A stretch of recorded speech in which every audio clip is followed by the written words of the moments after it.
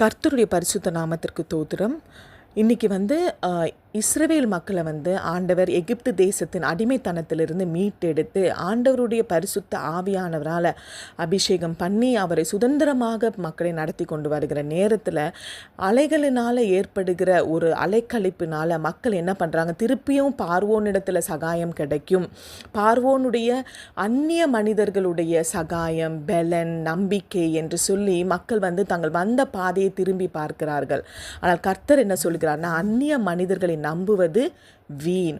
நமக்கு என்ன நம்பிக்கை என்று சொன்னால், ஆண்டவருடைய வார்த்தையும் அமெரிக்கையாயிருப்பதுமே சும்மா இருப்பதுமே. வசனத்தை பாருங்க, நீங்கள் மனம் திரும்பி அமர்ந்திருந்தால் ரட்சிக்கப்படுவீர்கள், அமெரிக்கையும் நம்பிக்கையுமே உங்கள் பலனாயிருக்கும் என்று இஸ்ரவேலின் பரிசுத்தராயிருக்கிற கர்த்தராகிய தேவன் சொல்லுகிறார்.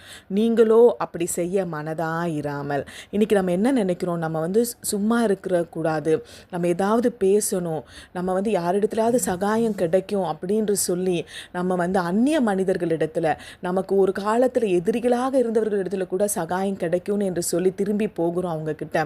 ஆனால் அது வேண்டாம் என்று ஆண்டவர் சொல்லுகிறார். அது வீண், அப்படி செய்யாதீங்க. ஆனால் என்ன செய்ய கர்த்தர் சொல்லுகிறார் என்றால், நீங்கள் மனம் திரும்பி, அப்படிப்பட்ட செய்கையிலிருந்து மனம் திரும்பி அமர்ந்திருந்தால் ரட்சிக்கப்படுவீர்கள், அமெரிக்கையும் நம்பிக்கையுமே உங்கள் பலனாயிருக்கும் என்று இஸ்ரவேலின் பரிசுத்தராயிருக்கிற கர்த்தராகிய தேவன் சொல்லுகிறார்.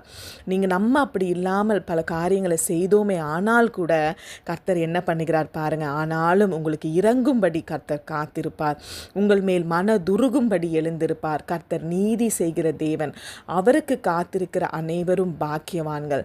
சீயோனை சேர்ந்த ஜனங்கள் எருசலேமில் வாசமாயிருப்பார்கள். இனி நீ அழுதி கொண்டிருந்தாய், உன் கூப்பிடுதலின் சத்தத்துக்கு அவர் உருக்கமாய் இறங்கி அதை கேட்ட உடனே உனக்கு மறு உத்தரவு அருளுவார்.